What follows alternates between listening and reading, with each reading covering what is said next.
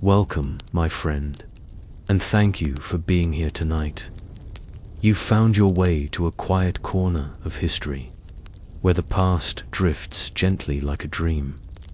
Tonight's story is what did ancient Chinese women do all day and more. A slow journey into the rhythms of daily life long ago. In a world of silken robes, courtyard gardens, and whispered traditions.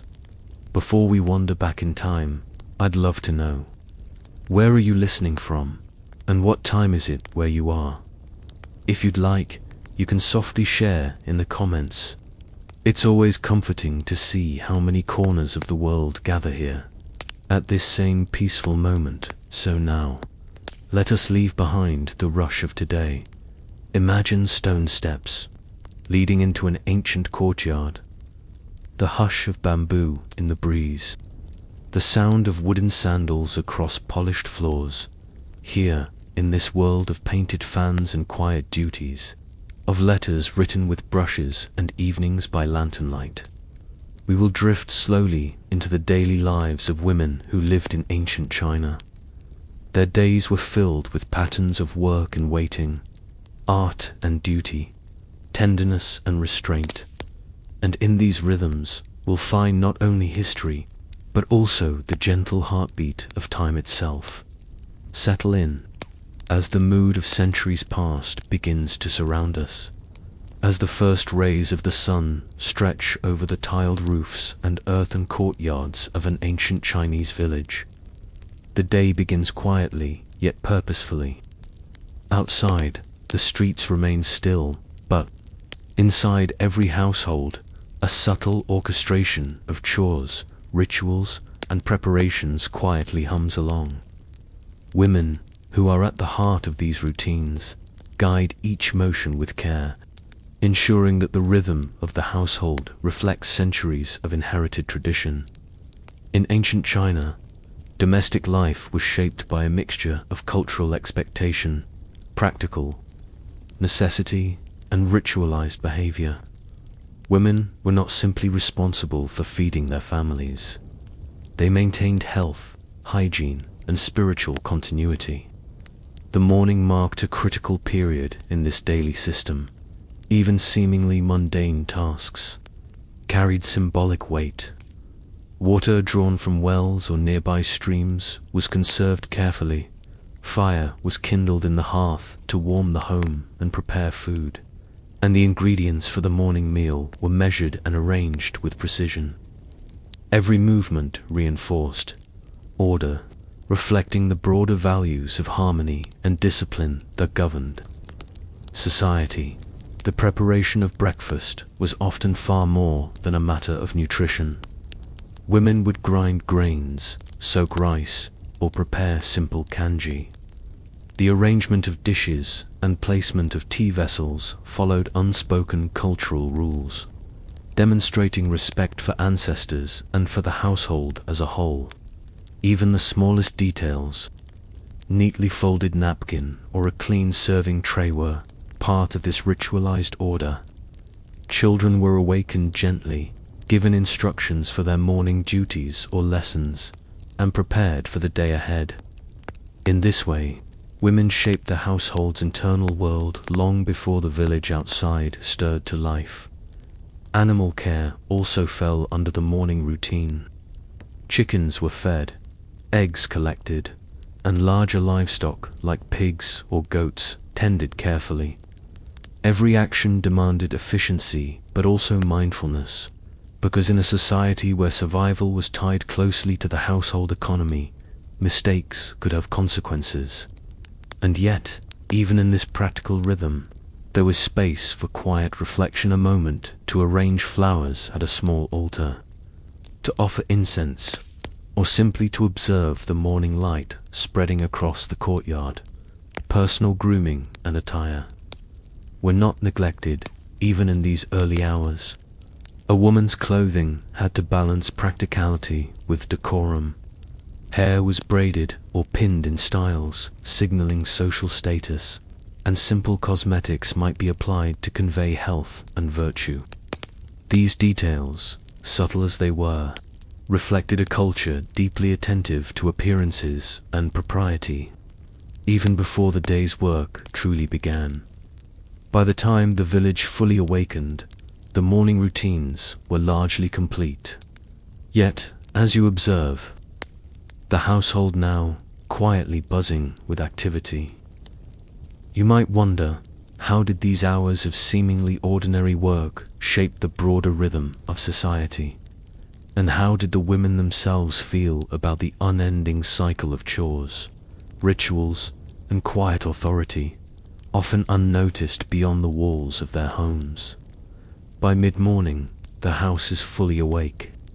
The quiet precision of dawn has given way to a steady hum of activity. Women move from one task to another with a practiced efficiency that seems almost choreographed. The hearth remains central not just for cooking, but as the heart of the household. Boiling water for tea, simmering kanji, or stewing dried vegetables. Every meal prepared carefully nourishes the body and reinforces family stability. In a small, playful way, the morning is a race against the clock, because even the calmest household knows the day's pace will soon accelerate. Children may be encouraged to help, and here a subtle comedy unfolds. A small hand drops rice onto the floor, a basket tilts, and a chicken dashes through the open door. These minor disturbances, far from derailing the routine, are woven into the day. Women balance discipline with patience, quietly teaching responsibility. Through each task, whether it's sweeping the courtyard or arranging utensils, in this way, mundane chores become moments of subtle education, shaping behavior without a formal classroom. Textiles also demand attention during these hours. Spinning silk, weaving threads, or repairing garments may seem repetitive, but each stitch carries both practical and symbolic weight. A small tear in a robe is not just a wardrobe problem. It reflects on the household's order and the care invested in maintaining appearances. In wealthier households, this work might be highly visible, with visitors noting the craftsmanship. In more modest homes, it quietly ensures survival, turning ordinary women into indispensable pillars of family life. The morning continues with preparation for the day's interactions. Outside the household, women may gather herbs for medicine, fetch water for neighbors, or carry eggs and vegetables to a local market. Even these errands are infused with ritual and etiquette. Greetings must be polite, baskets neatly arranged, and goods handled with respect. It's a combination of commerce, social duty, and reputation management. In some ways, the household's reputation travels with every trip beyond the courtyard, reminding you that even small gestures mattered immensely.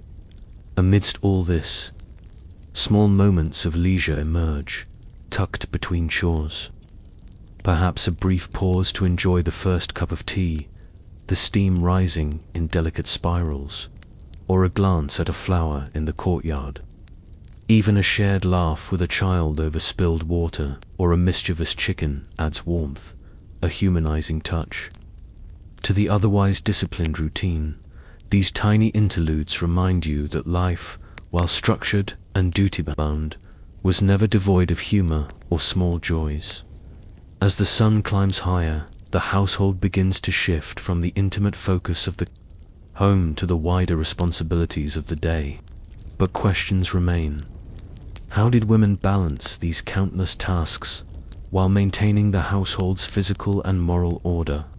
And how did their hidden labor ripple outward, shaping not only family life, but the broader patterns of village society?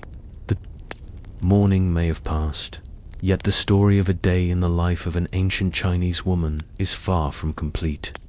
What follows is the continuation of her duties, the challenges she faces as the household moves into the heat and bustle of the day, and the subtle power she wields in guiding every small decision.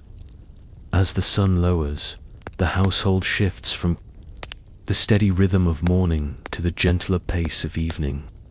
Chores wind down, yet women's work continues, preparing meals, storing food, and tidying the hearth for night. Each action, however small, preserves order and readiness for another day. Children return from errands or lessons, their restless energy contrasting with the adults' steady movements. Women guide, instruct, and manage the inevitable toppled basket, an escaping chicken, a child's complaint. These moments, though inconvenient, bring small bursts of humor, showing that even centuries ago, life left space for the unexpected. Evening also brings reflection and ritual. Women may gather the family for tea or tend to a small ancestral altar, lighting incense or arranging offerings with care. Simple and brief, these gestures link present life with the past, tying the household to generations before them. By dusk, the hidden influence of women is most visible. Their labor, mundane, repetitive, often unrecorded, ensures survival, maintains social bonds, and preserves values. From sweeping courtyards to sewing garments, from cooking to tending children, each task supports the quiet endurance of household and society alike. Yet questions remain. Did women take pride in these routines, or did duty blur into identity? Perhaps their sense of purpose was like the glow of a lantern, subtle, steady, indispensable, yet rarely celebrated. As darkness settles, the hearth glows softly, the floors are swept, and the women, having carried the household through another day, finally rest. In their diligence lies a truth. History is not built only through grand events, but through countless ordinary acts. These small routines, patient and unremarkable, were the true backbone of generations. Long before the bustle of markets or the clatter of carts, silk threads stretched across the looms of ancient China, glimmering softly in the morning light. Women were at the heart of this intricate world, shaping fibers into fabric that would clothe generations, convey status, and even serve as currency in trade. Silk production was not merely a domestic task, it was a vital economic and cultural activity, deeply intertwined with the history of the empire. The origins of silk making in China trace back thousands of years, with legends crediting Empress Li Zhu, the wife of the Yellow Emperor, as the first to discover the secret of unraveling silkworm cocoons. Over centuries, the craft developed into an elaborate process, and women, primarily within the household, became its custodians. From nurturing silkworms to spinning, dyeing, and weaving, each stage required patience, skill, and attention to detail. The work was physically demanding, sitting at a loom for hours, hands nimble with fine threads, eyes alert to catch even the slightest imperfection. In wealthier households, the production of silk served multiple purposes. Fine robes could signify status, elaborate embroidery showcased artistic skill, and well-crafted textiles were often presented as gifts or used to cement social alliances. For women, this was more than labor, it was a form of silent communication, a way to express creativity and competence within the constraints of their domestic roles. Even small mistakes in stitching could carry social consequences, a subtle reminder that precision was both practical and symbolic. The tools of the trade, needles, looms, and spindles, were simple but indispensable. Each had its own rhythm, guiding the movements of the hands in a quiet dance that might go unnoticed by outsiders, yet shaped the very fabric of everyday life. Thread by thread, women transformed raw silk into clothing, ribbons, or decorative panels. In some households, children were introduced to the craft early, learning the basics of spinning and weaving under the watchful guidance of their mothers, ensuring that these essential skills passed from generation to generation. Silkwork was not merely laborious, it was also interwoven with social and cultural meaning. The colors chosen for a garment, the patterns embroidered, or even the type of stitch employed, all carried messages understood within the cultural framework of the time. Red might symbolize luck and happiness, blue could convey calmness or fidelity, while intricate floral patterns hinted at refinement and artistry. Through these small, precise choices, women contributed to the visual and symbolic language of society, quietly shaping perceptions of status, beauty, and propriety.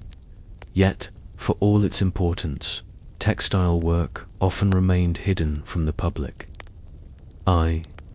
Visitors to the home might only glimpse the finished product, unaware of the hours spent hunched over the loom or carefully guiding a needle.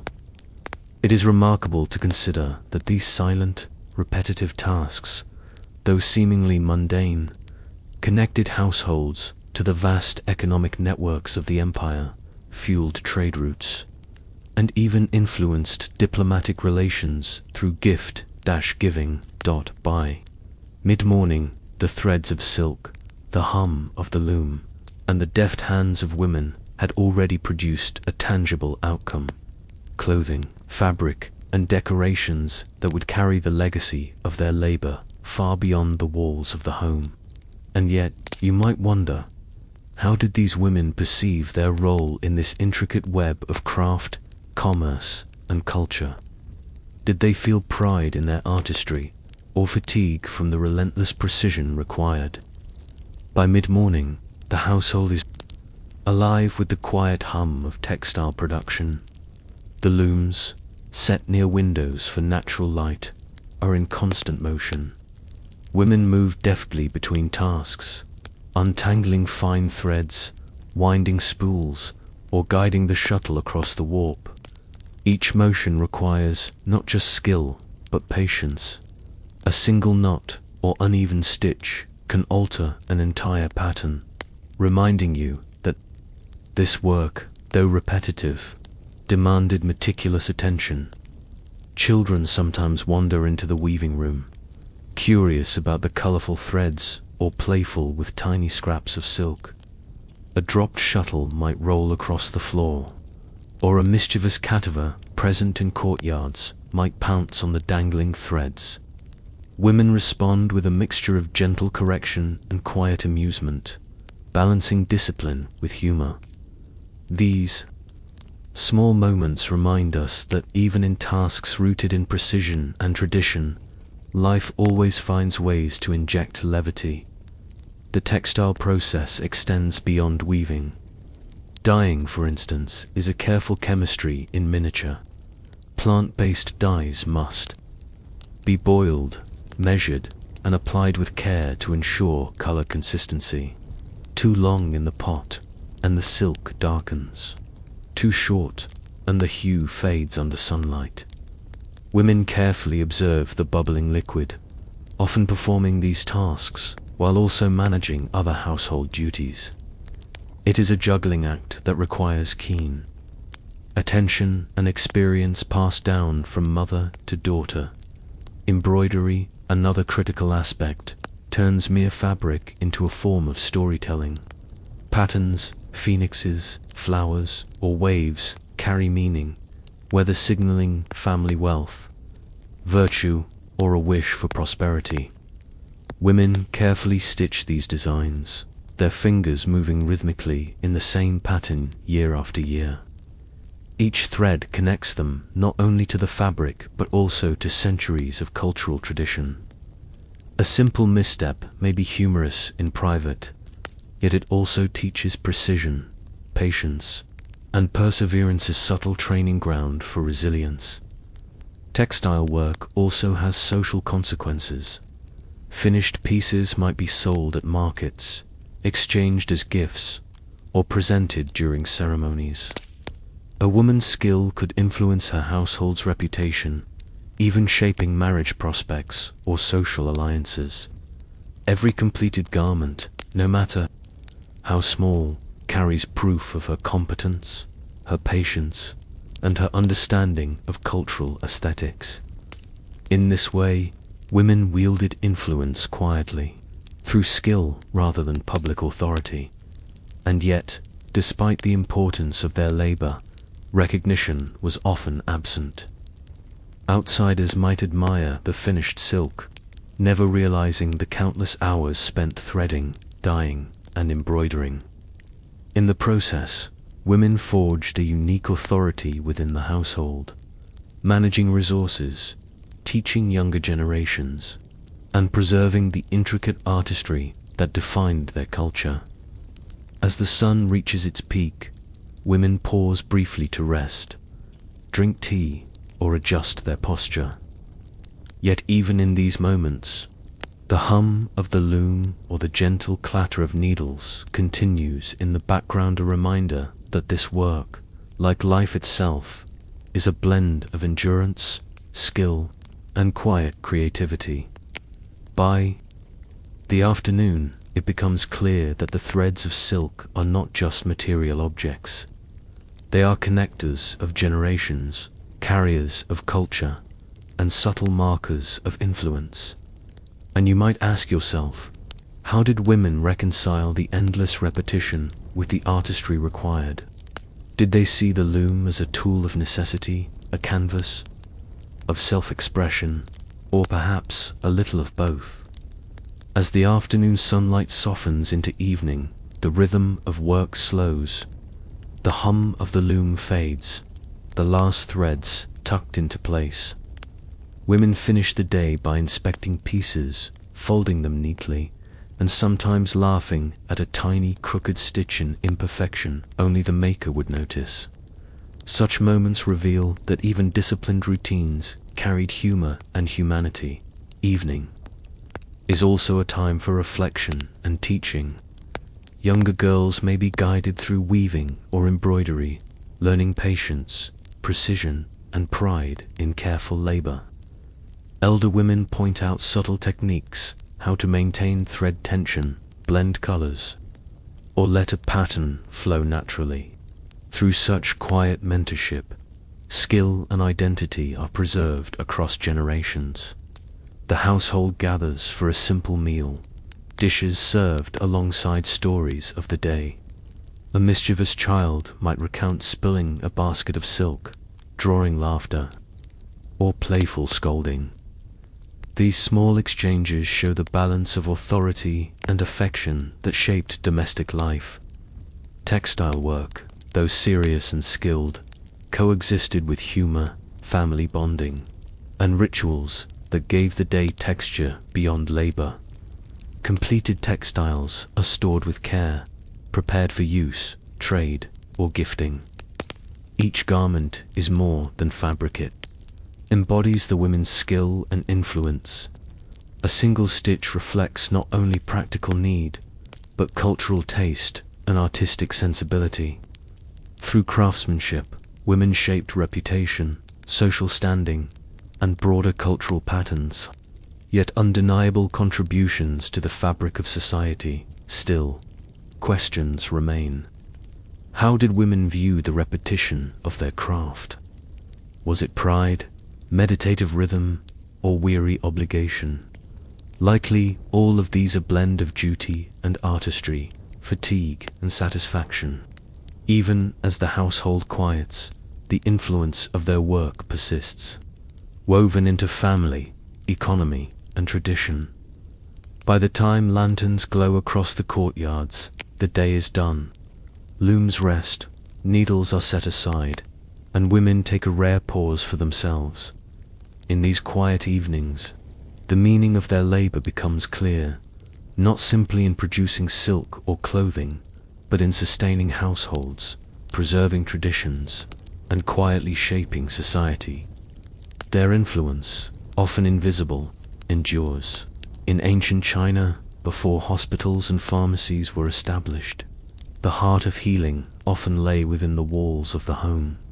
Women were the custodians of this knowledge, blending tradition, observation, and practical skill to care for their families. Tea and medicine were not separate pursuits, but intertwined aspects of daily life, tools of survival, comfort, and cultural practice. From the first light of morning, women prepared not only meals, but also remedies, balancing nourishment with health in ways that might seem subtle, yet were profoundly effective. The practice of herbal medicine has roots stretching back thousands of years in Chinese history. Foundational texts, like the Shenong Benko Jing, attributed to the legendary Emperor Shenong, catalogued hundreds of herbs and their uses, from easing digestion to relieving fevers. While these books were important, their application, largely, depended on women within households. Mothers, daughters, and grandmothers learned to identify herbs, select roots, and brew decoctions, transforming raw plants into medicines that sustained life. Knowledge was passed orally, reinforced by practice, and often personalized for the particular needs of each family member. Tea, meanwhile, served dual purposes. Beyond its role as a daily beverage, it was frequently considered medicinal. Leaves, from different regions or processed in particular ways, could calm digestion, soothe nerves, or stimulate alertness. A woman brewing tea in the morning did so with far more attention than simply preparing a drink. Each pot could be a gentle remedy, carefully adjusted to the tastes and conditions of the household. Some teas were sweetened, others combined with herbs, some were kept hot for comfort, others cooled for a feverish patient. The preparation of tea became a subtle art, balancing flavor, temperature, and intended effect. The household healer's work extended beyond plants. Simple techniques, massage, cupping, or steam inhalation, were often employed to relieve pain or restore balance. Women also monitored diet, recognizing that proper food preparation and portion control could prevent illness. A warm broth, lightly spiced with ginger or garlic, could be as powerful as any external treatment. Every action combined practicality with centuries of learned wisdom, and women became the first line of defense against disease, accidents, and the unpredictable challenges of daily life. Yet the work was not only functional, it was deeply rich. Certain herbs were harvested at specific times of day or during particular lunar phases. Teapots, bowls, and spoons were carefully cleaned, and some preparations included silent prayers or offerings to ensure efficacy. In these moments, health, culture, and spirituality were inseparable. Women acted as stewards of both body and tradition, ensuring that families remained physically strong while subtly reinforcing moral and cultural continuity. Despite its central importance, this labor was largely invisible to the broader world. Outsiders rarely recognized the time, skill, and intuition required to maintain household health. And while men often handled public affairs or formal medicine, women were the true keepers of life, quietly ensuring the survival of future generations.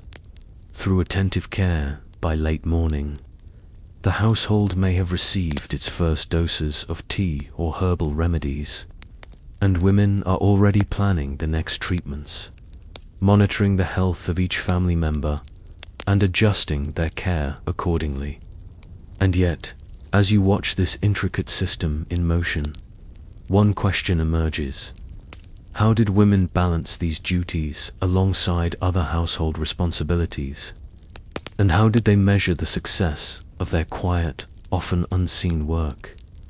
As the day unfolds, the quiet work of healing continues alongside the rhythms of the household.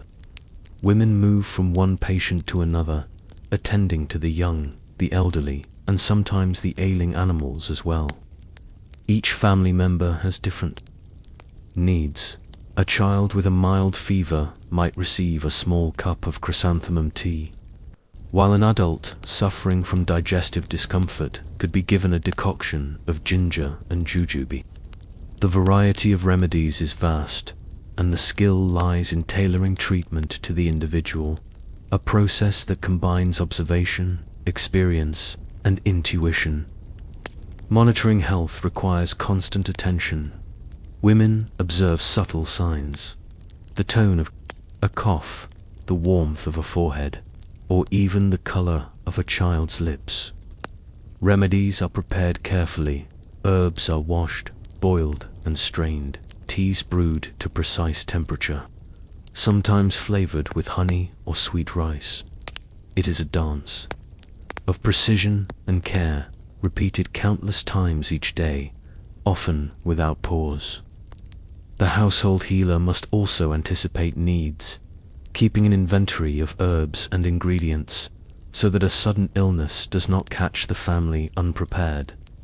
In wealthier homes, the role of women in medicine extended into social influence. Hosting visitors or relatives often involved preparing tea with subtle medicinal qualities, signaling both hospitality and attentiveness to health. Even a casual cup of tea carried layers of meaning, care, refinement, and knowledge of tradition. Occasionally, these interactions brought small comic moments, a startled guest tasting a particularly bitter concoction, or a curious child sneaking a pinch of herbs, prompting a mix of laughter and gentle scolding. These everyday quirks reminded women that healing was not only serious labor, but also a shared, sometimes humorous, aspect of family life. Beyond individual remedies, diet and lifestyle were carefully regulated. Women understood that meals, sleeping patterns, and physical activity could prevent illness. Soups, steamed vegetables, and simple teas were prescribed not only for flavor, but for their health benefits.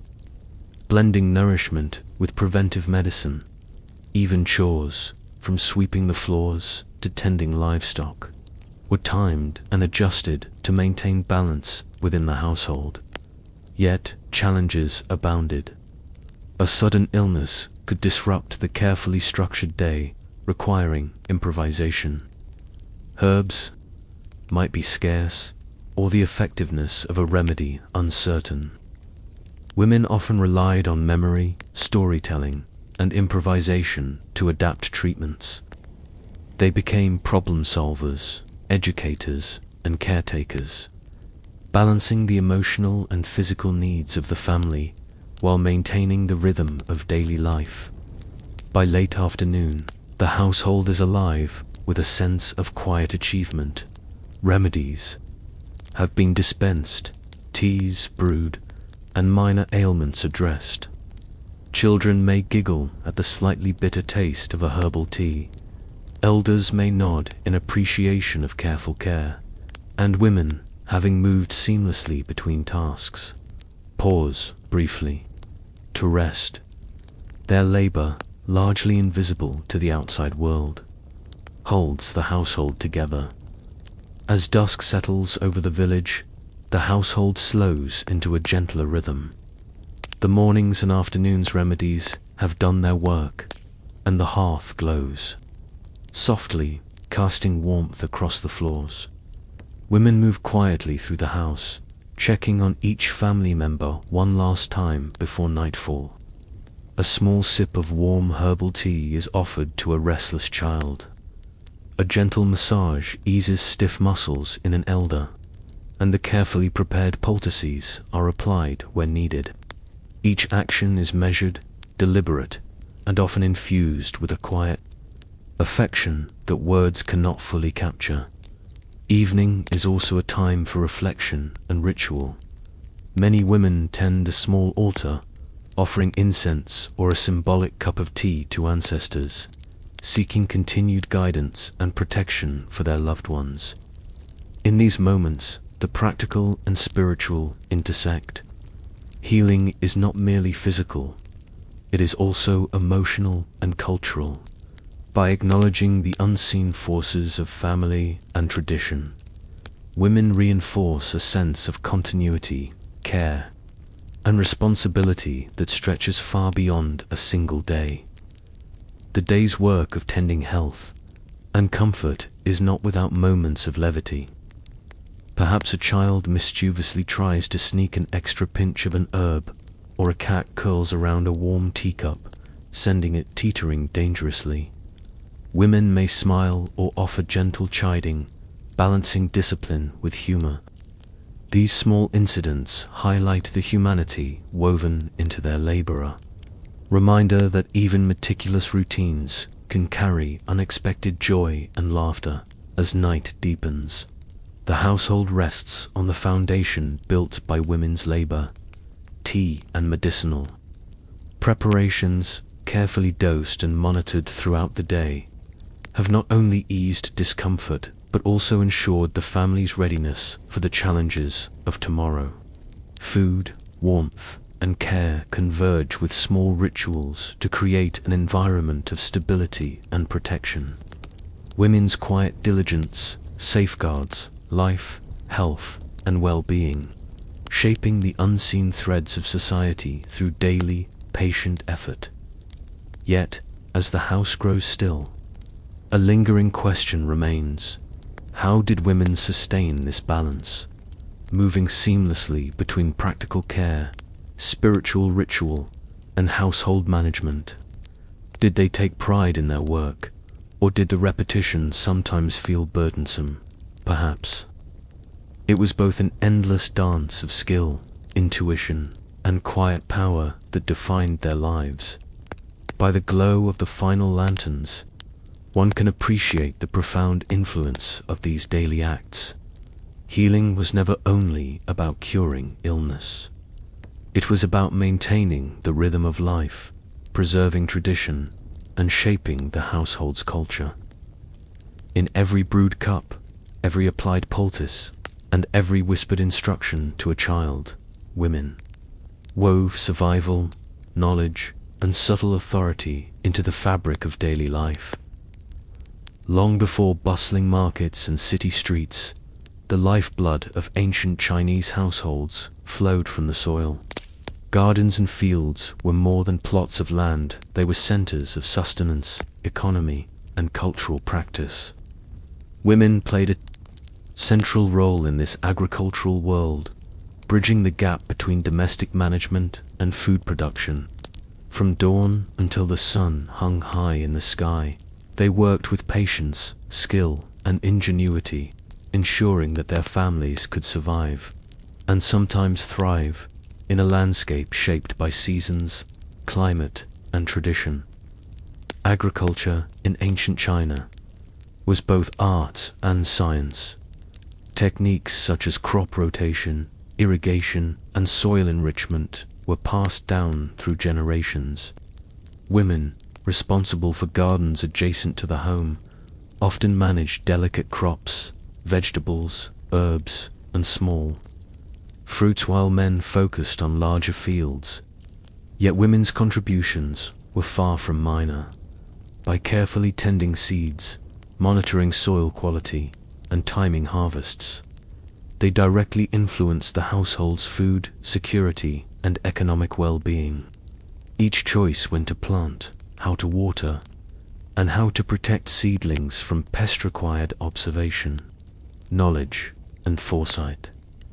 Small-scale gardens were often an intimate reflection of both necessity and creativity. Rows of leafy greens, fragrant herbs, and flowering plants were arranged not only for efficient growth, but also for aesthetic pleasure. Some plants served multiple purposes: herbs for medicine, vegetables for meals, and flowers for decoration or ritual use. In this way, the garden became a microcosm of the household itself, a space where survival, culture, and beauty intertwined. Fields beyond the household presented different challenges. Seasonal cycles dictated when rice, millet, or wheat could be sown, irrigated, and harvested. Women contributed by preparing seedlings, transplanting young plants, and sometimes participating in the harvest. Labor was grueling, often requiring long hours under the sun, but it was also methodical. Even minor errors, overwatering, undertending, or mistiming a sowing could threaten months of effort. The stakes were high, and skillful management was essential. Agricultural work was not only practical, it was culturally and socially significant. Certain planting rituals, often led by women, were performed to ensure favorable growth, protect against pests, or encourage a bountiful harvest.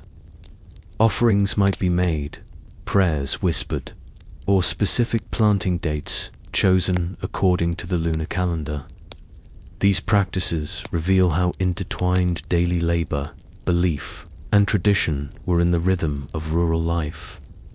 Moreover, women's labor extended beyond cultivation. After harvests, they processed grains, sorted seeds, stored food safely, and prepared it for consumption.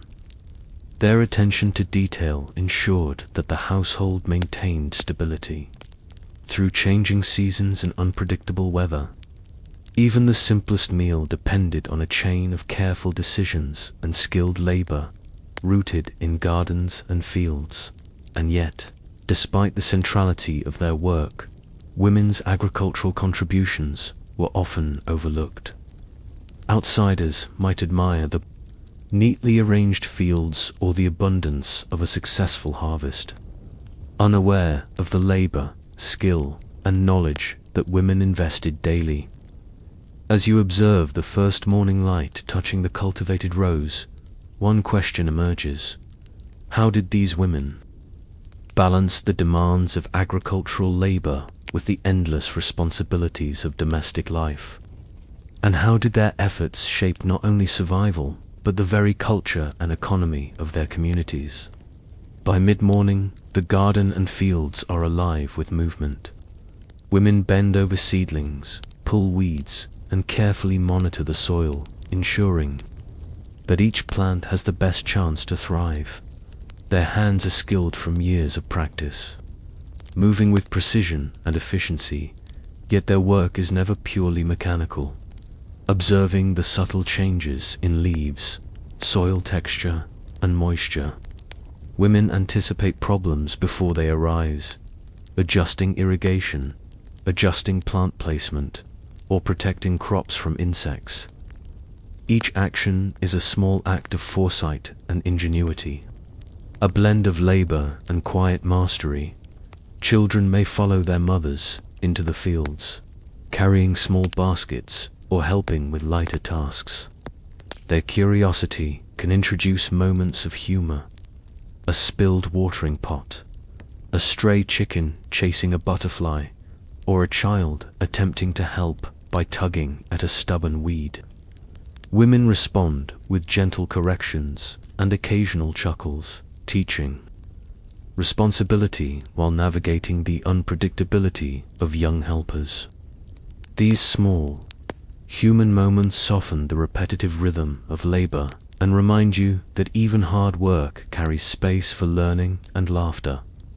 Agricultural labor also extends to seasonal tasks. In rice-growing regions, women may transplant seedlings into flooded paddies, their bare feet sinking into mud while carefully positioning each plant. In dry regions, they tend to millet or vegetables, balancing water supply, sun exposure, and soil nutrients. Timing is crucial. A single miscalculation can affect yield, food supply, and household stability. Their work directly connects the survival of the family to the delicate balance of nature, demonstrating both practical skill and intimate ecological knowledge beyond cultivation. Women participate in harvesting and post-harvest care. Crops must be cut, threshed, sorted, and stored properly to prevent spoilage. Herbs for medicine or cooking require careful drying and preservation. Even simple grains, if left unattended, could become food for rodents or pests. This attention to detail ensures that the household can endure lean seasons and unpredictable weather, reinforcing women's role as custodians of both nourishment and survival. Agricultural labor is also intertwined with social and cultural life. Women's gardening and farming work is guided by rituals, traditions, and seasonal observances. Certain plants are sown according to lunar calendars. Blessings are offered for harvests, and the layout of the garden may follow aesthetic and symbolic principles. In this way, the act of tending fields is simultaneously practical, spiritual, and cultural, linking households to the broader patterns of rural life. Even as the day becomes hotter, women rarely pause completely. Tea breaks are brief, and conversations may revolve around crop care, local market prices, or subtle strategies for improving yield next season. Their influence reaches beyond the household. Neighbors exchange seeds, advice, and herbal remedies, forming networks of knowledge and support. These connections ensure the survival of entire communities, quietly orchestrated through daily labor in gardens and fields. Yet, as the sun reaches its zenith, questions emerge. How did women maintain such relentless attention to detail while balancing domestic responsibilities? And how did their skill, knowledge, and resilience shape not only their households, but the rhythms and economy of entire villages? As the sun lowers toward the horizon, the pace of work slows, leaving behind the faint aroma of soil freshly harvested, vegetables, and herbs. Women move through gardens and fields one last time, inspecting crops, securing tools, and tidying spaces. Their labor leaves visible marks: neatly arranged produce, thriving plants, and well-tended soil promising future sustenance. Each row and carefully pruned stem reflects skill, patience, and meticulous attention. Evening brings post-harvest tasks.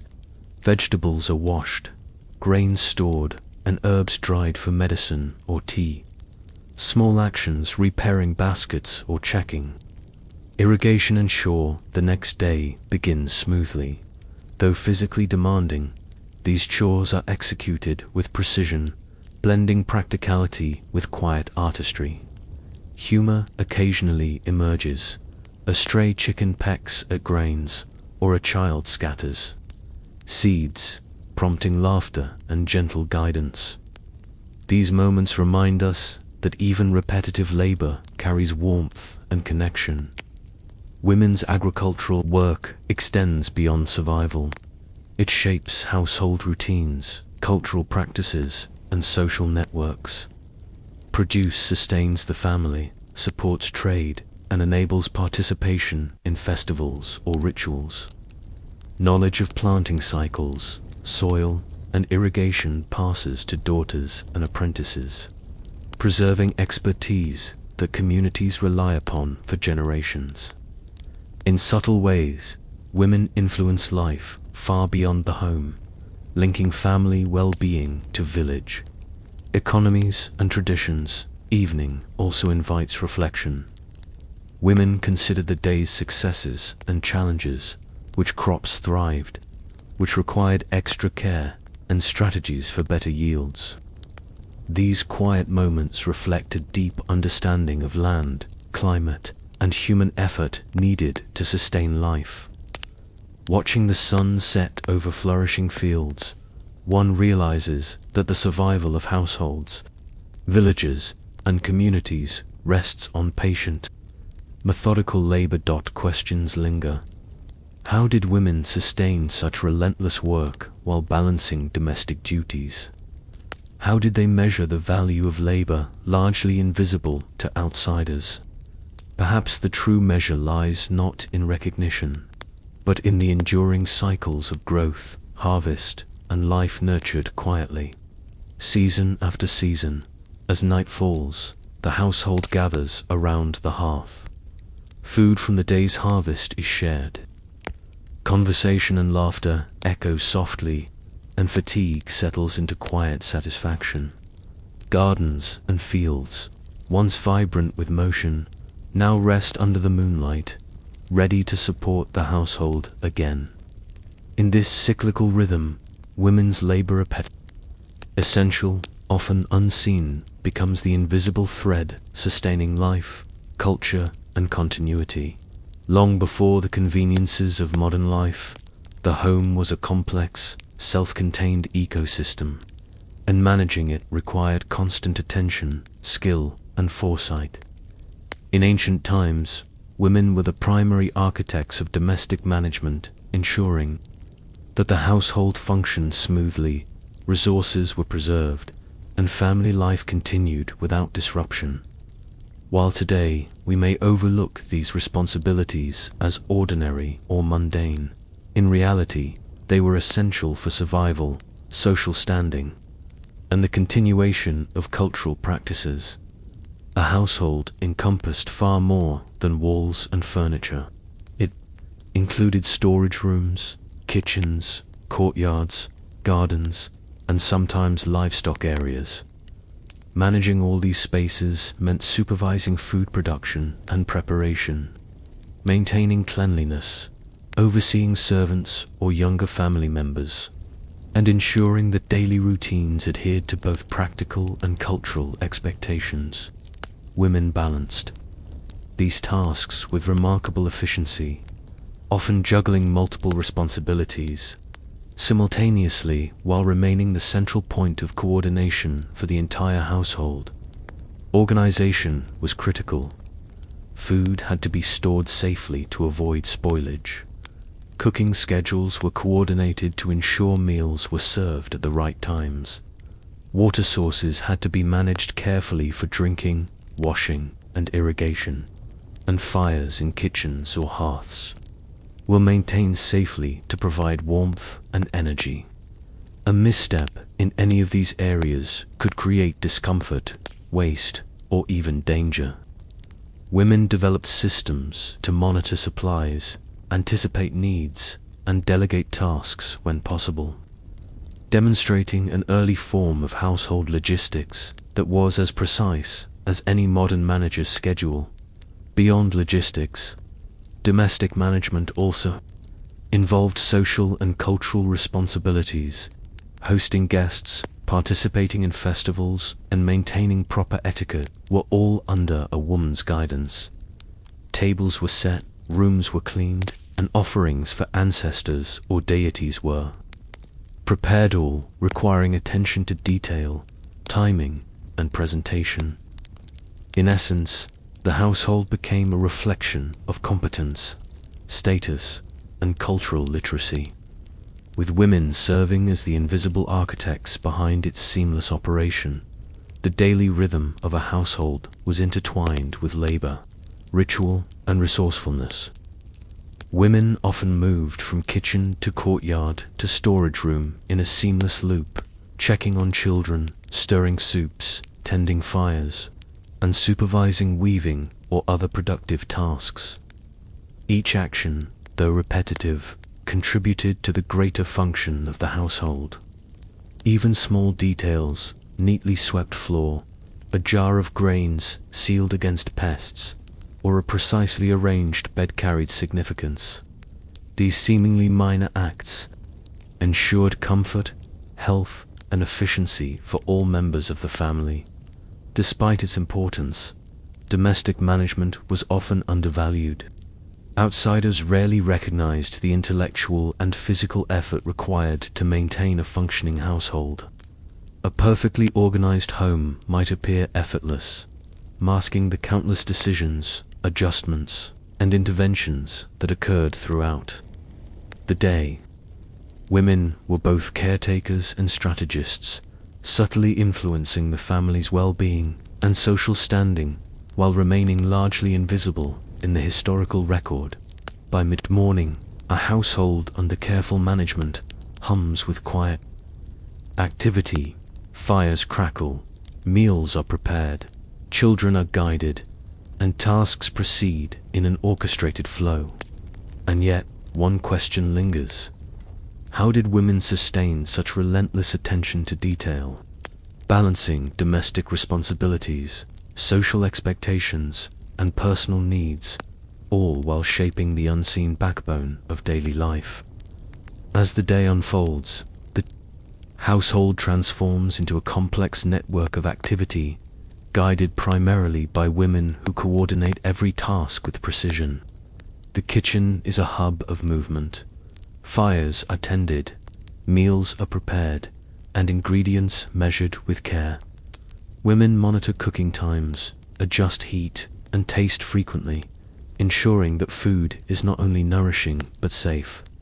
Even minor mistakes, burnt grain or overcooked vegetable, could disrupt the day's schedule or waste precious resources, reminding you that domestic management demanded constant vigilance alongside culinary work. Women supervise other household labor. Children might assist with fetching water or cleaning, while younger female relatives or servants perform chores under careful guidance. Any disruption, a spilled water jar, a mischievous child chasing a cat across the courtyard, requires quick thinking, gentle correction, and sometimes humor. These small, human moments lighten the intensity of repetitive labor, making the household feel alive and connected, rather than purely task-driven. Resource management is another critical responsibility. Women keep track of stored grains, vegetables, herbs, and firewood, ensuring nothing spoils or runs out unexpectedly. They may rotate supplies, repair storage containers, or organize communal meals so that every member of the family receives adequate portions. This strategic oversight transforms mundane tasks into a coordinated system, where foresight and planning are as important as manual effort. The household also functions as a social unit, hosting guests, attending local ceremonies, and preparing offerings are seamlessly integrated into daily routines. Women decide the order of tasks, manage time efficiently, and maintain appearances that reflect the family's status and reputation. Even something as simple as arranging the courtyard or setting the table requires a blend of practical skill, aesthetic sensibility, and cultural awareness. In this way, domestic management was both operational and symbolic, demonstrating competence to family members and visitors alike. Flexibility is key. Illness, unexpected guests, or changes in weather can disrupt routines, requiring quick adjustments. Women improvise. Meals may be altered based on available ingredients, chores reprioritized, and children guided with patience. Their ability to adapt ensures the household continues to function smoothly, despite unpredictable circumstances, highlighting not only efficiency but resilience. By mid-afternoon, the household reflects the cumulative effect of careful management. Rooms are orderly, meals prepared or served, water and fire carefully monitored, and children guided through education or chores. Even in moments of rest, women remain observant, ready to address new needs or correct small issues before they grow into larger problems. The continuous flow of activity is a delicate balance of discipline, foresight, and responsiveness. Yet, as the day progresses, one question emerges. How did women maintain the mental and physical stamina required for this relentless orchestration of domestic life? Did they view their labor purely as duty, or did they find satisfaction and even creativity in structuring and managing their households? As the sun dips below the horizon, the household gradually slows, leaving behind the quiet hum of activity. Fires are tended one last time, meals concluded, and utensils washed and stored. Women move through spaces they have managed with care, inspecting rooms, checking on children, ensuring order. Even in these final moments, attention to detail persists. A folded blanket, a swept floor, or a securely closed jar of grains reflects hours of meticulous labor. Evening brings reflection. Women review the day, what went smoothly, what required extra effort, and what might improve tomorrow. Perhaps a meal was undercooked, a child challenging, or an unexpected visitor disrupted the schedule. Each obstacle teaches patience, problem-solving, and resilience. In quiet contemplation, repetitive chores transform into knowledge and strategy, highlighting women's roles as organizers, educators, and caretakers. The social and cultural dimensions of domestic life are evident during evening gatherings. Families share a modest meal, recounting the day with laughter and gentle teasing. Small missteps, a spilled cup, a mislaid tool's part humor, reminding all that the household, though structured, thrives with personality, curiosity, and connection. By orchestrating both labor and leisure, women maintain order and the subtle, emotional harmony that sustains family life. Their influence extends beyond the household, managing resources, maintaining schedules, and teaching children. Women shape future generations. Skills learned through domestic labor organization, foresight, discipline are quietly imparted, ensuring survival, etiquette, and cultural practices endure. Women act as both managers and mentors, creating continuity and resilience that ripple through families and communities. Even as night deepens, questions linger. How did women balance responsibility and fulfillment? Did humor, ritual, or quiet observation provide respite? Perhaps the answer lies in the satisfaction of a smoothly running household, pride in a prepared meal, or the subtle authority of orchestrating daily life with skill and foresight. By lantern light, the household rests, standing as a testament to labor, care, and planning. Women's contributions, often invisible, sustain survival, cultural continuity, and social stability. In imagining the quiet, orderly home under moonlight, one sees how generations thrived, learned, and carried traditions through the tireless, subtle orchestration of daily life by women. In ancient households, the upbringing of children was far more than a personal responsibility. It was a cornerstone of family survival, social continuity, and cultural preservation. Women were central to this effort, guiding children through the earliest stages of life, teaching them basic skills, and instilling values that would prepare them to function effectively within both the household and the broader community. Child rearing and family duties intertwined with nearly every aspect of domestic life, demanding patience, observation, and a quiet form of authority that shaped the next generation. From the moment a child was born, women assumed responsibility for their physical care. Infants were bathed, clothed, and nourished with meticulous attention. Knowledge of herbs, teas, and natural remedies often came into play when addressing common ailments.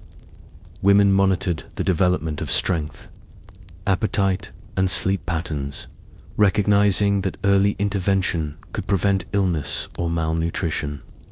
Even small, consistent actions, adjusting bedding, maintaining cleanliness, or offering a calming herbal infusion, could mean the difference between health and hardship.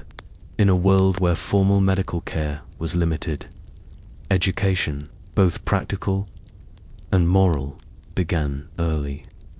Women taught children essential household skills, including food preparation, weaving, sewing, gardening, and animal care. Beyond these practical abilities, children absorbed cultural norms, social etiquette, and familial expectations, storytelling, gentle correction, and example setting were crucial tools. A mother showing how to measure grains carefully, or a grandmother demonstrating the proper way to sweep a courtyard, imparted both knowledge and discipline. These lessons were subtle, yet their influence shaped the household's stability and the child's ability to contribute meaningfully to society as they matured. Responsibilities extended beyond direct care. Older children often assisted with domestic chores, allowing women to balance multiple duties simultaneously. Teaching them required guidance, patience, and sometimes humor, like watching a child struggle to carry a small basket of vegetables, or spill water while trying to help with chores. These moments, though minor, strengthened familial bonds and subtly reinforced lessons about responsibility and cooperation.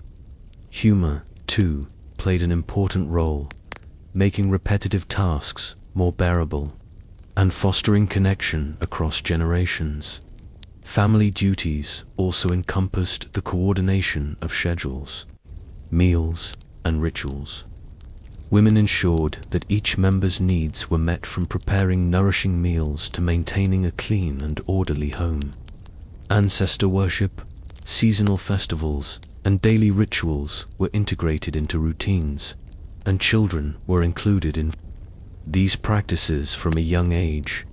Through participation, they learned reverence, tradition, and the practical skills necessary to continue cultural practices, ensuring continuity of household and community life.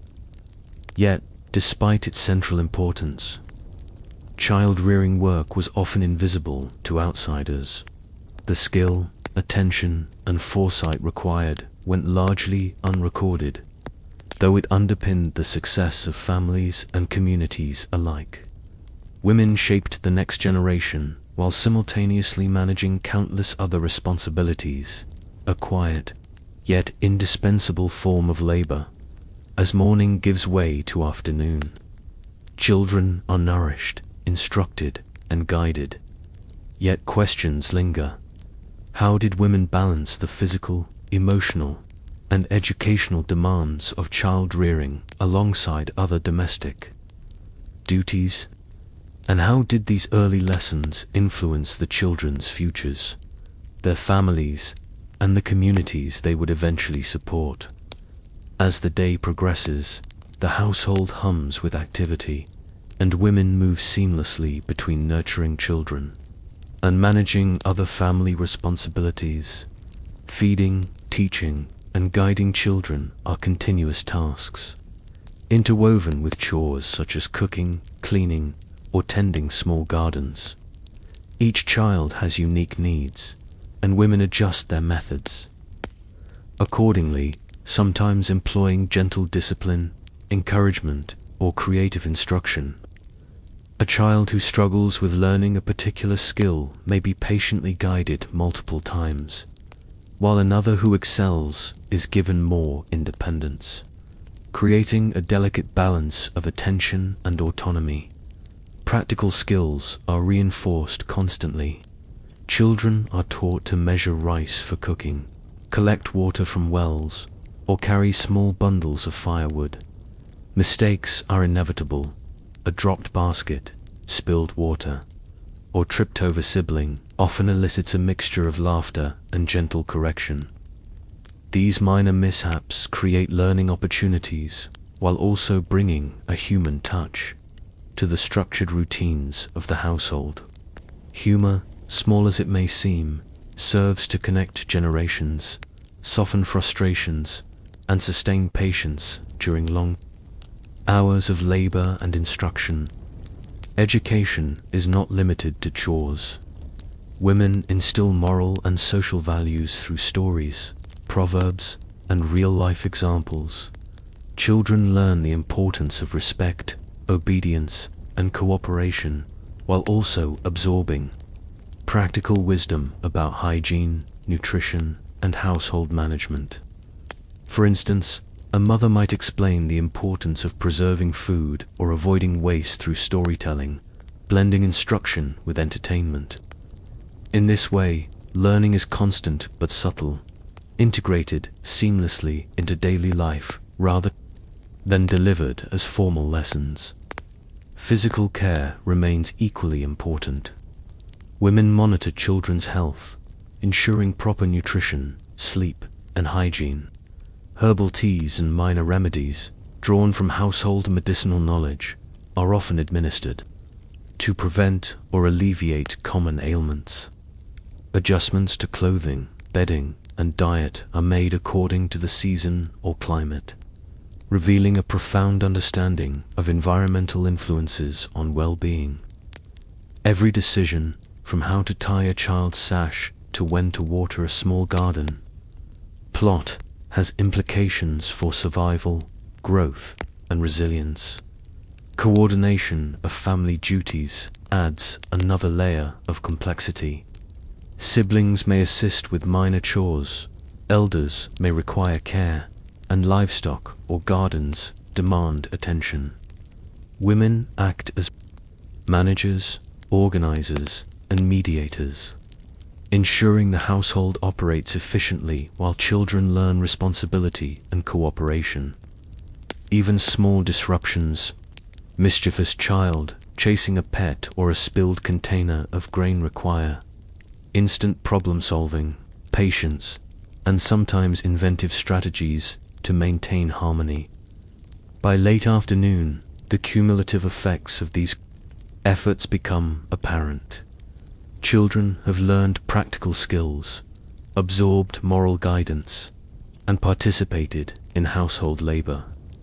Women have balanced care, instruction, and management, ensuring the family functions smoothly. Yet, as the sun begins to lower, questions remain. How did women sustain such constant vigilance and energy day after day? How did these early lessons, humor-filled moments, and disciplined routines shape the children's futures and, by extension, the survival of families and communities? As evening descends, the household slows into a calmer rhythm.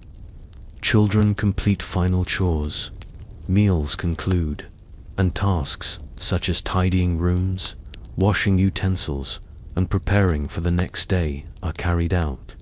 Women move from child to child, checking comfort, offering sips of warm tea, or adjusting bedding. These final acts consolidate the day's labor, ensuring the household rests safely and children are nurtured and ready for tomorrow. Evening rituals serve multiple purposes.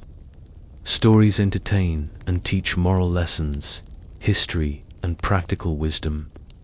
Songs or lullabies soothe children, creating security and continuity. At the same time, women reflect on the day who mastered new skills, which chores went smoothly, and where patience or guidance will be needed. Humor often punctuates these routines. A spilled cup, a mischievous sibling, or an over-enthusiastic story enactment reminding that even structured life remains delightfully human, beyond individual care. Women oversee the household's broader stability. They ensure food is stored safely, fires contained, and livestock or gardens secure. Their work safeguards physical, emotional, and social well-being. By orchestrating these routines, women create an environment where learning, discipline, and family bonds thrive, showing that child rearing shapes character and community as much as it ensures survival. The impact of their labor is profound. Children raised under such guidance develop practical skills, social understanding, and resilience. They learn the balance of responsibility and play, discipline and humor, observation and action. Women managing daily care thus mold the next generation, preserving household knowledge, cultural practices, and societal norms. Questions linger as the household quiets. How did women sustain this relentless cycle of care, teaching, and oversight? How did they navigate the emotional labor of patience, correction, and nurturing while managing other responsibilities. Perhaps the answer lies in small satisfactions: the child who masters a task, laughter over a spilled meal, or the calm of a smoothly running household. These subtle victories endure. By lantern light, the household drifts to sleep. Women's influence is evident everywhere.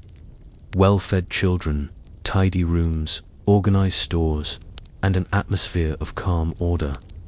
Their labor, often invisible to outsiders, underpins stability, culture, and continuity. Each lesson, correction, and act of care reverberates far beyond the day, shaping futures and preserving traditions. In ancient households, women's roles often extended far beyond cooking, cleaning, and child-rearing. They were the first and often only line of defense against illness and injury. Knowledge of herbs, poultices, and remedies was passed down through generations, forming a complex system of household medicine. Women acted as caretakers, healers, and midwives, managing both everyday ailments and critical medical emergencies. Their influence on health was profound, though largely invisible to historical records, and their labor was essential for the survival of families and communities alike. Illness in ancient times was frequent, and sometimes deadly. Poor sanitation, limited understanding of disease, and harsh living conditions meant that fevers, infections, digestive problems, and injuries were constant threats. Women in households developed a wide repertoire of remedies to manage these risks. They boiled herbs to create teas, crushed roots for poultices, and mixed powders for topical application. Each preparation required knowledge of dosage, timing, and method of application, demonstrating both practical skill and careful observation. Mistakes could have serious consequences, so accuracy was paramount. Midwifery was another critical aspect of women's medical work. Birth was dangerous for both mother and child, and mortality rates were high.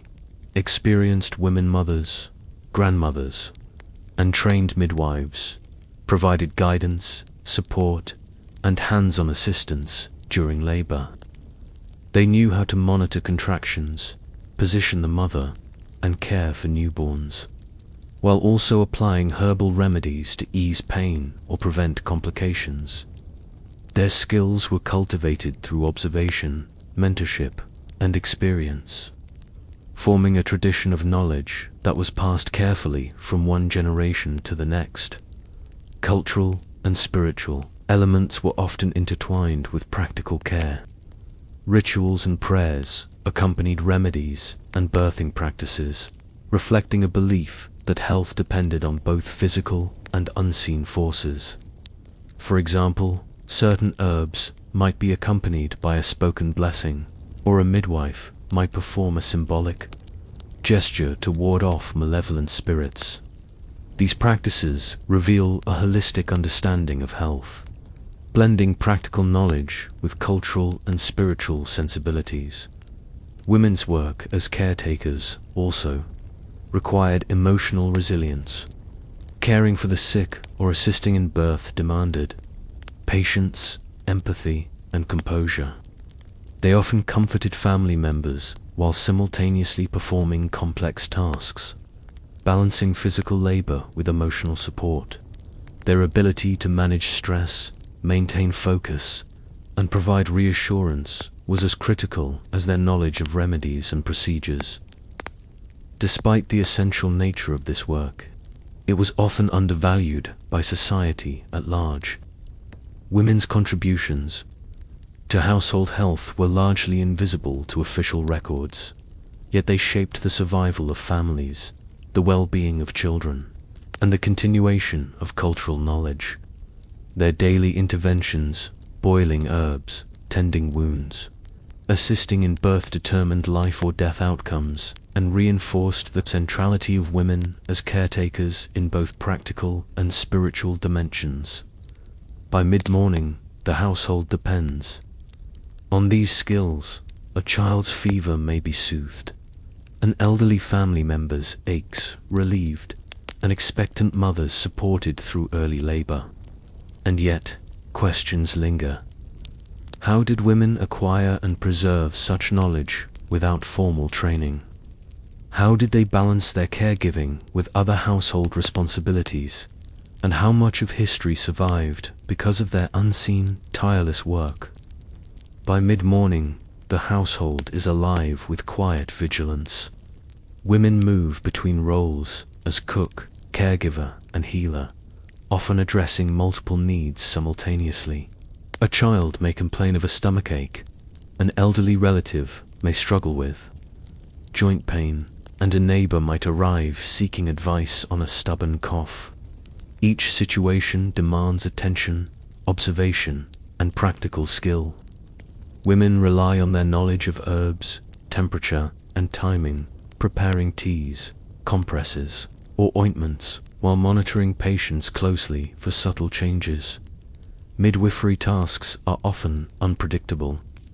Births can happen at any hour, and the experienced midwife must respond quickly, managing not only the physical aspects of labor, but also the emotional needs of the mother. Women assist by calming fears, adjusting positions, and administering herbal remedies to ease pain or stimulate contractions. Occasionally, humor is used to lighten the tension. A midwife might distract a laboring mother with a playful comment, or a child in the household might wander into the scene, providing a fleeting, chaotic, but strangely comforting interruption. These small human moments remind us that life and labor were never entirely orderly, even in the most critical circumstances. Beyond urgent care, daily illness management involves continuous observation. Women track fevers, note changes in appetite or behavior, and adjust diets accordingly. Herbal knowledge is applied judiciously: ginger for digestive upset, chrysanthemum for mild fevers, and chrysanthemum or ginseng for general wellness. Each remedy reflects accumulated experience, careful experimentation, and an understanding of local plants and seasonal conditions. Decisions are rarely straightforward. The wrong combination or timing could worsen a condition, while careful attention could restore health with remarkable speed. The emotional labor of caregiving cannot be understated. Women soothe fears, mediate disputes, and maintain calm in the household while performing physically demanding tasks. They provide reassurance, encouragement, and guidance, cultivating a sense of stability even amid sickness. Balancing care for multiple patients alongside household responsibilities. Cooking, cleaning, child rearing requires extraordinary organization and patience. Their work demonstrates not only skill but resilience, often performed with little acknowledgement outside. The family, spiritual, and cultural practices continue to influence care. Certain illnesses or childbirth complications are approached with rituals, prayers, or charms alongside herbal remedies. Women serve as intermediaries between physical treatment and spiritual protection, blending practical knowledge with cultural belief. This dual responsibility reinforces their central role in household and community, being as the day progresses. The effects of their labor become visible. A child's fever subsides, a mother's labor progresses safely, and the household remains organized despite multiple emergencies. Yet, questions remain. How did women sustain such relentless care day after day? How did they navigate the emotional, physical, and intellectual demands of caregiving, often without recognition or respite? As the day winds down, the household settles into a quieter rhythm, yet women's work as caretakers continues. fires attended, evening meals prepared, and tools and remedies stored carefully. Women move from patient to patient, checking on children recovering from fevers, soothing adults' aches, and attending to mothers and newborns. Each final action, subtle yet vital, reinforces the household's stability and health. Evening allows reflection. Women review treatments, monitor recoveries, and adjust care plans. Signs of improvement: a child gaining energy or a mother resting comfortably signal success, while lingering issues, a cough or uneasy infant, demand continued vigilance. Caregiving is rarely complete, yet patience, experience, and intuition guide women in ensuring the household thrives. Spiritual and cultural dimensions continue as well. Rituals, prayers, and simple gestures accompany treatment, reflecting belief in the connection of body, mind, and spirit. Midwives may leave protective charms or offer blessings for newborns, blending practical skill with cultural wisdom. Such practices strengthen both health and social cohesion, linking generations through shared beliefs. The emotional labor of caregiving is most evident at this hour. Women provide comfort through touch, words, and attention, easing anxiety among family members. Humor occasionally emerges: a sneezing child or mischievous sibling, lightening tension and creating human connection. Caregiving is as much about sustaining morale as it is about physical health. By nightfall, the household bears the mark of women's labor. Children rest, mothers and infants recover, and adults are supported in their ailments. Their knowledge of herbs, remedies, and midwifery, though rarely recorded, preserves life and shapes family and community futures. Questions remain: how did women maintain stamina, knowledge, and emotional resilience? How much of history, household survival, community growth, and cultural continuity relies on the often invisible labor of women as healers? Perhaps the measure lies not in texts, but in the lives nurtured, generations that flourished, and the quiet continuity of households under their care. As lanterns glow softly, and the household drifts to sleep, women's work stands clear. Each herb crushed, word spoken, and careful adjustment of bedding contributes to survival, stability, and cultural continuity. Largely unseen, their labor sustains households, shapes communities, and preserves knowledge across generations.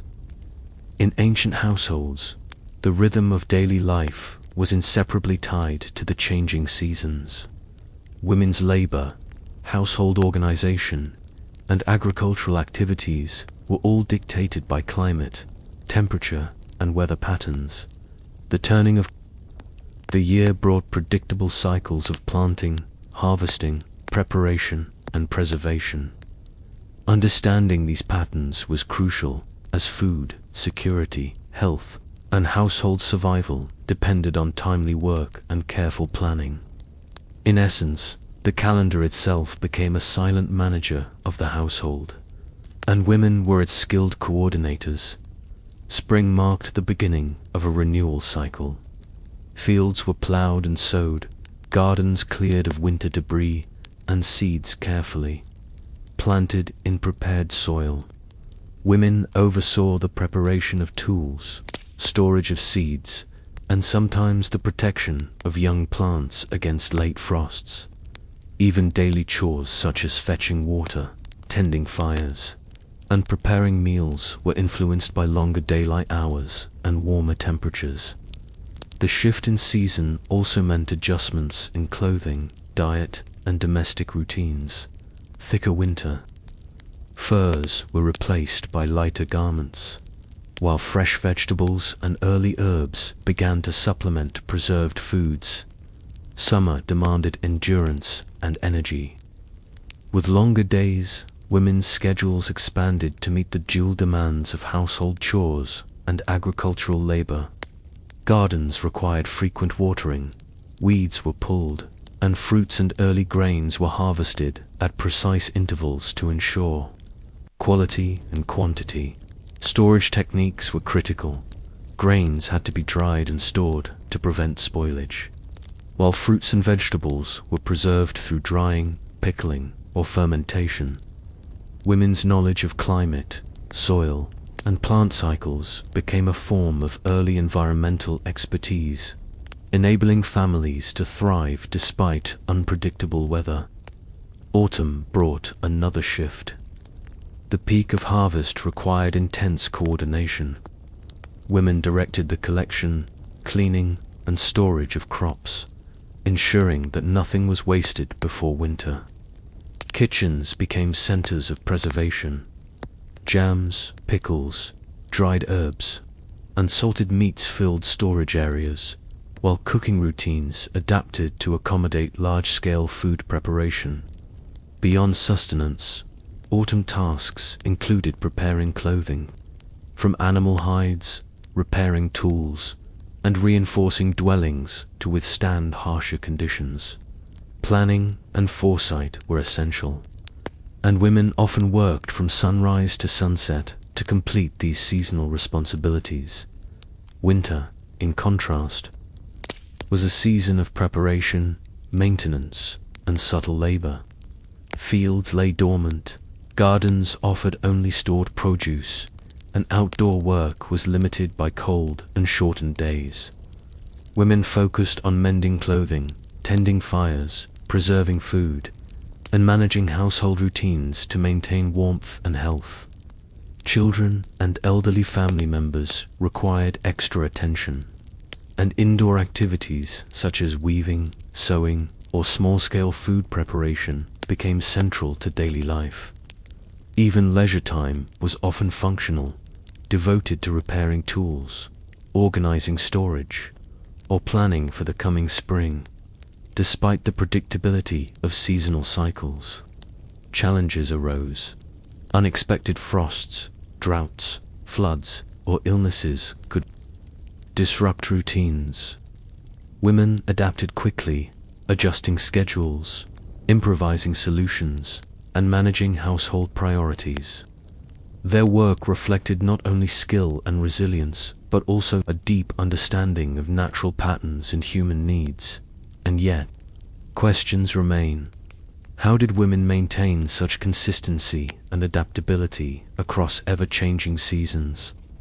How much of the household's survival, comfort, and cultural continuity depended on their intimate knowledge of climate, crops, and daily life? As the year progresses, the household becomes a living reflection of the seasons, and women adapt their routines to meet ever-changing demands. Spring and summer may call for early mornings and long days outdoors, while autumn and winter demand careful organization, preservation, and indoor management. Each season introduces its own challenges, requiring vigilance, creativity, and a deep understanding of natural cycles. In spring, women awaken before sunrise to prepare food and warm water for the household before heading to gardens or fields. Tasks are intertwined. While children assist in planting or weeding, women monitor soil conditions, protect seedlings from late frosts, and keep a careful eye on stored seeds. Even simple chores, fetching water, maintaining fires, and cleaning are influenced by the warmer, longer days. Efficiency becomes essential. A small lapse, such as neglecting to water young plants or leaving grain exposed to moisture, can affect the household's food supply for months. Summer requires endurance. Longer days and hotter temperatures intensify physical labor. Women carry water across courtyards and fields, cook meals that sustain laboring family members, and oversee the growth of vegetables, fruits, and grains. Harvest preparation begins for early crops, and stored foods are inspected for pests or spoilage. Even minor disruptions, sudden storm, a mislaid tool, or a playful child must be managed swiftly, blending practicality with patience, humor. A fleeting smile at a spilled bucket of water or a mischievous goat wandering into the garden keeps spirits buoyant despite long hours of labor. Autumn is perhaps the most demanding season. Women orchestrate the peak harvest, coordinating the collection, cleaning, and storage of grains, fruits, and vegetables. Kitchens and courtyards become centers of preservation. Foods are dried, salted, fermented, or stored carefully for winter. Consumption, beyond food, clothing and bedding, are repaired or supplemented with extra layers for colder months. Homes are reinforced, fireplaces and stoves readied, and animals sheltered. Every action requires foresight, as failure to complete. These tasks could threaten survival during the long winter. Winter, though quieter in appearance, is not free of labor. With fields dormant, women focus on indoor maintenance, mending clothing, preparing herbal remedies, and tending fires to ensure warmth. Children are guided in indoor tasks, such as weaving, sewing, or learning household skills. Meals are planned to conserve resources, maximize nutrition, and maintain energy for both labor and survival.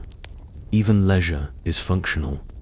Moments of storytelling, song, or minor play often include instruction, moral guidance, or preparation for spring's return. Throughout the year, women demonstrate remarkable adaptability. Unpredictable weather, illness, or other disruptions require immediate adjustments to routines. Improvisation becomes a vital skill, relocating stored produce, substituting ingredients, or redistributing household tasks ensures continuity. There, labor balances practicality with subtle strategies that maintain not only physical survival but also emotional stability within the household. Yet one question lingers. How did women maintain such resilience and awareness year after year, navigating the cycles of planting, harvesting, preserving, and planning, all while balancing the immediate needs of family and home? As dusk falls, the household shifts from daytime busyness to a quieter rhythm. Fires are tended one last time, water and food secured, and tools or harvested crops stored carefully.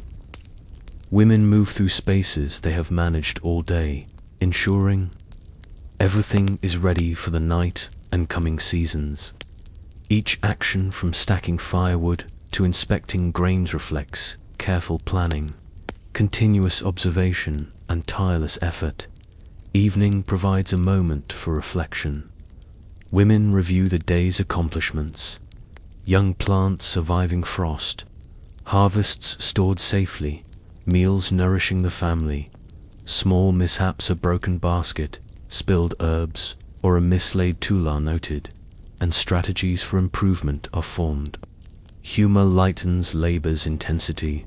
A goat nibbling stored vegetables, or a child dropping a basket provokes laughter, reminding all that life, even amid work, retains moments of levity. Seasonal labor is more than efficiency. It safeguards survival. Tasks planting seeds at the right time, preserving food, mending clothing, or maintaining warmth ensure households endure environmental challenges. Women's knowledge of climate, timing, and resource management transforms chores into strategic actions, sustaining life. Without such vigilance, families could face shortages, illness, or exposure. Their work also shapes daily life and community rhythm. Festivals, rituals, and gatherings align with planting and harvest cycles. Women's coordination ensures events run smoothly while balancing practical survival needs. By guiding children, managing resources, and preserving knowledge, women serve as custodians of both domestic life and cultural continuity. Yet, the emotional and physical demands are relentless. Sustaining focus, stamina, and foresight across months and years requires resilience, adaptability, and ingenuity. Women balance immediate needs: feeding, tending fires, caring for the sick with long-term household planning. Their labor, often invisible to records, underpins family and community stability. As night deepens, questions linger. How did women sustain such demanding work across lifetimes? How much of survival, prosperity, and cultural transmission relied on their understanding of nature's cycles? How many lives and generations were preserved through these quiet efforts? By the time lanterns flicker and the household drifts to sleep, the results are evident: stored food, repaired clothing, organized spaces, thriving children, and a household ready for the next season. Women's seasonal management ensured continuity, security, and resilience, quietly shaping the past while securing the future. In ancient societies, the later years of a woman's life were often a time of transformation. Youthful energy gradually gave way to experience, insight, and social authority. Aging was not merely a biological process, it reshaped women's roles within households and communities. While younger women carried the physical burden of labor, older women became repositories of knowledge, memory, and guidance, influencing family decisions, cultural traditions, and community well-being. Their authority, though subtle, was deeply embedded in everyday life and often extended far beyond what written records reveal. The accumulation of wisdom over decades gave older women a unique status. They remembered the successes and failures of past seasons, the nuances of health remedies, the proper timing for planting and harvesting, and the skills required to maintain a household across the year. Their counsel was sought for matters ranging from child rearing to illness, marriage arrangements, and even disputes between neighbors. While not always formalized, their influence shaped social norms and reinforced the stability of domestic and communal life. Health and physical capability naturally changed with age. Daily labor became less demanding, yet older women continued to contribute in meaningful ways. They supervised work rather than performing every task themselves, offered instruction in practical skills, and maintained oversight of essential routines. Even small acts reminding a younger relative of a forgotten task, adjusting food portions, or preserving herbal knowledge carried weight. The household depended on this blend of guidance, oversight, and selective participation to maintain continuity and stability. Cultural perceptions of aging were complex. While youth was associated with labor and fertility, older women were often valued for their judgment, experience, and ability to mediate. Their advice in disputes or guidance during crises could shift the balance of decisions within a household or village. Respect was earned through a combination of demonstrated knowledge, patience, and resilience. In some societies, older women were also custodians of rituals, festivals, and spiritual practices, ensuring that traditions were maintained and transmitted across generations. Social status was not solely determined by age. Family position, wealth, and reproductive history influenced a woman's standing. But age added authority that often transcended these factors. Older women could command respect even from younger adults, subtly shaping family dynamics and community interactions. Their accumulated experiences allowed them to anticipate problems, prevent mistakes, and guide the younger generation through challenges that they themselves had faced in earlier decades. Even in daily routines, their impact was visible. Older women organized meals, supervised children's education, and ensured that seasonal tasks were completed efficiently. Humor, storytelling, and shared memory often softened the authority of instruction, creating bonds between generations while subtly reinforcing lessons. A well-timed joke about a clumsy attempt to carry firewood or a playful remark about a child's forgetfulness could transform correction into connection, reminding everyone that aging brought perspective as well as responsibility. Yet, questions linger. How did women navigate the transition from physically active labor to intellectual and social leadership? How did they maintain influence without dominating, or guide without exhausting themselves? How much of a family's or community's resilience depended on the wisdom and judgment of these elder women? As the day unfolds, older women move through the household and community with a rhythm shaped by years of experience. Their labor may be less physically demanding than that of younger women, but it is no less crucial. Supervising children, guiding younger women, and maintaining organization within the household are ongoing tasks. In many ways, older women functioned as managers and coordinators, ensuring that every member of the household contributed effectively while safeguarding the well-being of all. Instruction was central to their daily routines. Children learned practical skills from cooking and sewing to tending livestock and gardens under the patient guidance of older women. Mistakes were met with gentle correction, sometimes softened by humor or storytelling.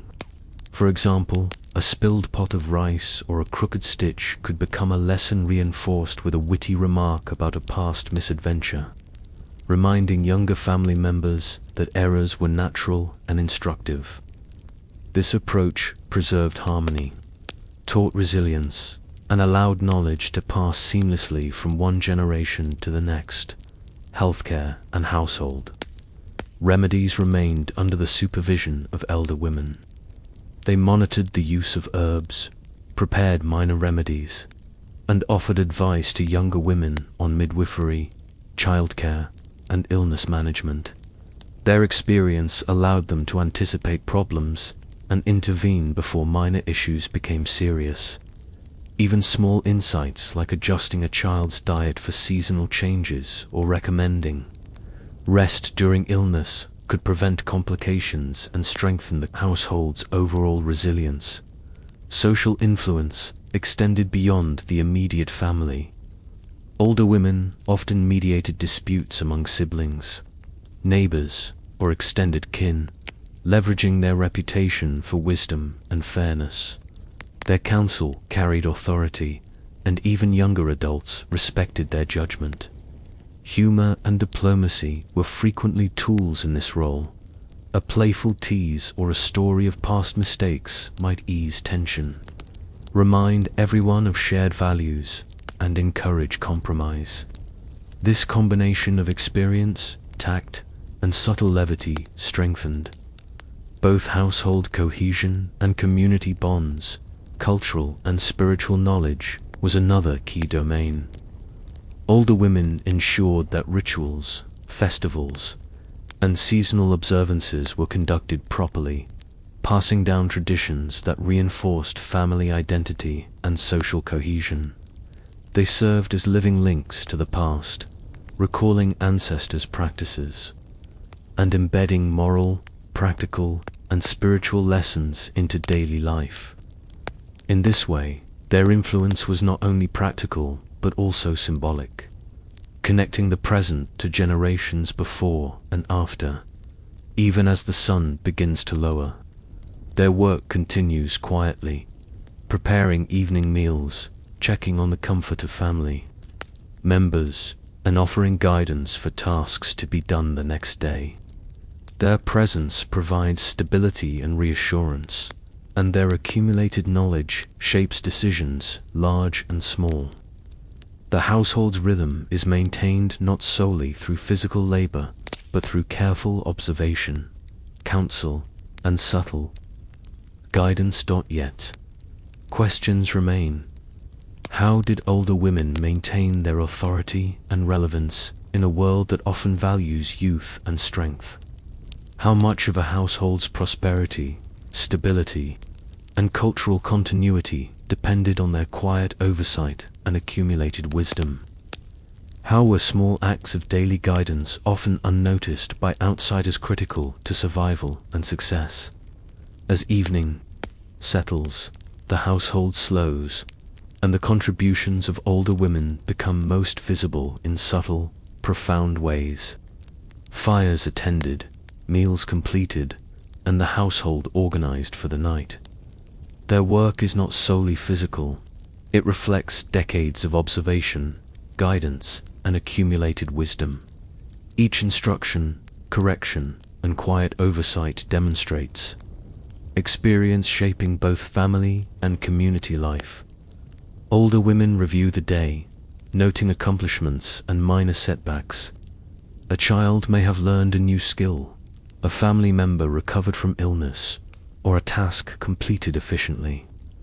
These reflections help anticipate the next day's needs, guiding younger women in planning chores, meals, or childcare. Humor, playful jest about a child's clumsiness or a pet's antics lightens the mood and reinforces bonds across generations. Their influence extends beyond domestic concerns. Elder women act as mediators in disputes, advisors in family decisions, and guardians of cultural practices. They ensure traditions, rituals, and seasonal observances are observed correctly, linking the household to ancestral knowledge and future continuity. By combining practical guidance with cultural wisdom, they secure both daily survival and long-term stability. Health and caregiving remain central. Older women monitor family members, offer remedies, and advise on child rearing and midwifery. Their experience allows them to recognize complications early, preventing minor issues from escalating. In this way, their care preserves life, nurtures growth, and strengthens household resilience. The true significance of their role lies in legacy. Skills, knowledge, and judgment imparted to younger women ensure that traditions, practical techniques, and social norms endure. Each lesson, story, or shared memory becomes a living inheritance, passing from one generation to the next. The household thrives not only because of labor performed, but because of wisdom cultivated and transmitted over decades. By nightfall, their impact is evident. Well-managed resources, confident children, and a household poised for future challenges. Older women's wisdom, authority, and experience form the backbone of family and community life, demonstrating that aging was a period of vital influence and enduring significance. Their legacy, largely invisible in records, resonates across generations, shaping survival, culture, and knowledge in subtle yet profound ways. And so we come to the quiet close of our little journey through what did ancient Chinese women do all day. Thank you, truly, for being here, for allowing yourself to drift alongside these stories, to walk for a while in the soft rhythms of a time long past. We've wandered through gardens where silk-sleeved hands tended flowers, through kitchens where quiet songs rose with the scent of simmering tea, and through halls where gentle voices wove words of wisdom and care. Each day lived in patience and purpose, each moment held with calm attention. A life both simple and profound. Wherever you are now, may your night be just as still as theirs once was. Let the warmth of these stories settle around you like a soft blanket, letting your thoughts soften, your breath slow, your eyes grow heavy. If it feels right, you might stay a little longer with us, perhaps subscribe, so that more quiet journeys may meet you on other evenings, but only if your heart whispers yes. And now, let the night fold gently around you, like snow settling on a silent garden, or a candle's last glow fading into soft shadow. Sleep well, sleep deep, and may tomorrow greet you gently.